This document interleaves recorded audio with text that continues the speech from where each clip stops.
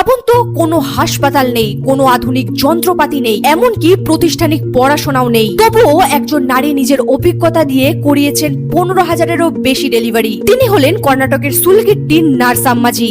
2020 সালে কৃষ্ণাপুরা গ্রামের এক যাযাবর জনজাতিতে তার জন্ম হয়। স্কুলে যাওয়ার সুযোগ পায়নি, মাত্র 12 বছর বয়সেই তার বিয়ে হয়ে যায়। কিন্তু 20 বছর বয়সে তার জীবনে শুরু হয় এক নতুন অধ্যায়। দিদার কাছ থেকে পাওয়া অভিজ্ঞতাকে কাজে লাগিয়ে তিনি প্রসূতি মাদের সেবা করতে শুরু করেন। শুধু পেট স্পর্শ করে বলে দিতেন শিশুদের অবস্থান সঠিক আছে কিনা। সবচেয়ে অবাক করার বিষয় হলো, এই সেবার জন্য তিনি 1 টাকাও নিতেন না। পরবর্তীতে তিনি আরো অনেক নারীকে এই কাজের প্রশিক্ষণ দেন। আর এই অসাধারণ সেবার স্বীকৃতি হিসাবে 2014 সালে পান অনারারি ডক্টরেট, আর 2018 সালে রাষ্ট্রপতি রামনাথ কোবিন্দের হাতে পান পদ্মশ্রী। যেই সমাজ এক সময় তাকে অছুত বলে দূরে সরিয়ে রেখেছিল, শেষ পর্যন্ত সেই সমাজেরই হাজার হাজার শিশুর পৃথিবীতে আসার সাক্ষী হয়ে উঠেছেন তিনি।